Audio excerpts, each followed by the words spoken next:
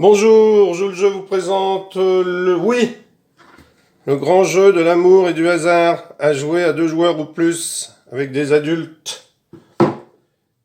Donc, dans ce jeu, disons des joueurs de plus de 15 ans, quoi. Dans ce jeu, vous avez un plateau de jeu avec 3 couleurs. Alors, le Cupidon, vous mettez tous les pions de départ ici. Ensuite, Cupidon, la zone bleue. Donc, c'est écrit, leurs yeux se rencontrèrent. Ensuite, vous avez l'amour fou, le orange. Et ensuite, ils vécurent heureux, le fuchsia jusqu'au cœur, le but du jeu étant d'arriver là le premier. Dans ce jeu, vous avez des défis. Les défis, ce sont bras de fer, biceps. Donc on le voit dessus. Bras de fer, biceps. Donc dès qu'on tombe sur une de ces cases, eh bien on tire une carte bras de fer ou biceps et on la joue. Si on tombe sur une case point d'exclamation, eh bien on a le tas de points d'exclamation. Si on tombe sur une autre case, eh bien on doit répondre à une question de cette case. Donc les bleus sont ici, les oranges ici, les fuchsias ici. C'est aussi simple que cela. Donc, il y a un sablier pour répondre aux questions. Et comment est-ce qu'on avance sur... Alors, vous avez des questions de littérature, de chansons, d'histoire, de cinéma, de vocabulaire et du tout venant. Ce sont les différentes catégories de questions que vous allez pouvoir rencontrer. Donc, comment est-ce que cela se passe au départ? Eh bien, les joueurs sont tous sur la case départ. Et ensuite, eh bien, le premier joueur va lancer le dé. Donc, 4, le premier joueur lance le dé, fait 4. 1, 2, 3, 4. Il tombe donc sur une case bleue. Donc ici, un autre joueur va prendre une carte au hasard de la case bleue et va lire. Donc, il lit ce qu'il veut. Donc, par exemple, ici, Aphrodite fut surprise par son mari Héphaïstos, puis montrée à tous les deux dans les bras du dieu. Alors, Arès, Hermès ou Apollon? Donc là, le joueur, on met le sablier. Il connaît la réponse, il dit Arès. Donc, il rejoue. 5. Alors, la carte, on peut la mettre ensuite de côté. On l'a utilisée. On la met de côté, on ne l'utilisera plus. 5. 1, 2, 3, 4, 5. Il tombe sur une case biceps. Donc, carte biceps. C'est celui qui est assis à droite de celui qui a joué qui lit la consigne. Donc, on prend une carte biceps. Et on lit celle que l'on veut. Une seule réponse est la bonne. Épelée maternité à l'envers. Maternité à l'envers. Maternité et T. Maternité à l'envers. Donc E T I N R E T A M. Bonne réponse.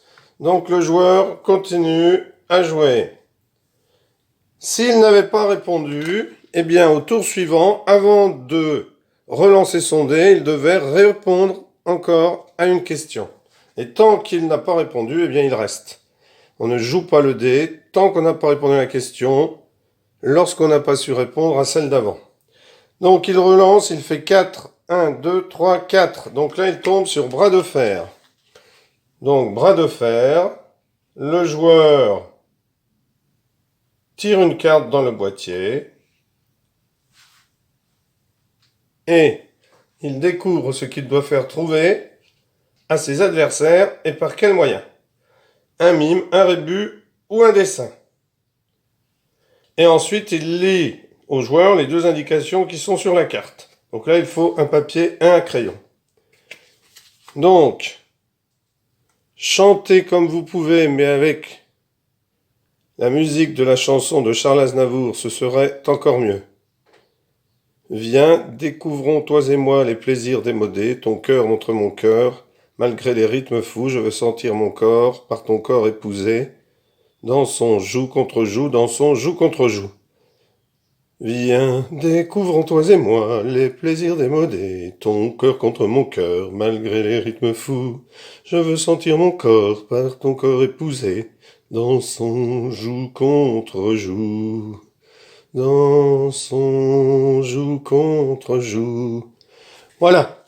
Donc, la carte bras de fer est réussie. On la pose donc ici. Et ce joueur rejoue. Donc, il fait 2. Alors, la règle que je vous ai expliquée pour jouer ne s'applique pas si, par exemple, vous changez de zone.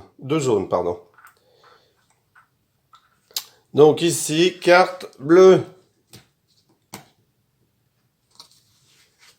Donc, chez la femme, le mont de Vénus désigne la saignée du coude, le pubis ou la poitrine. Donc là, le joueur dit la poitrine. Mauvaise réponse. Donc au prochain tour, il devra répondre à une question bleue avant de repartir. Et c'est le joueur suivant qui joue. Alors imaginons que le joueur suivant soit ici. 1, 2, 3. Donc ici, il tombe sur une case point d'exclamation. Donc il tire lui-même une carte.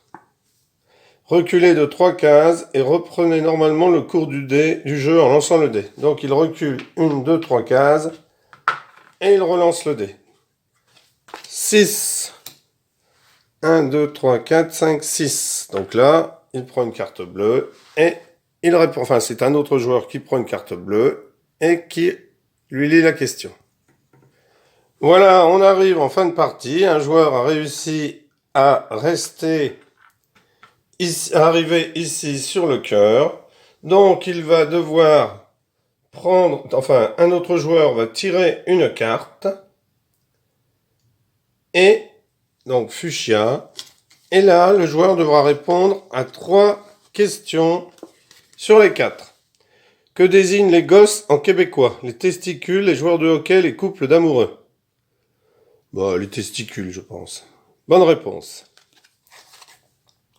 L'écrivain et l'illustratrice anglaise Posy Simmonds a parodié Flaubert et son héroïne, déçue par la vie dans un roman graphique dont la figure principale se nomme Gemma Bovary, Amy Bovara ou Jenny Bowie.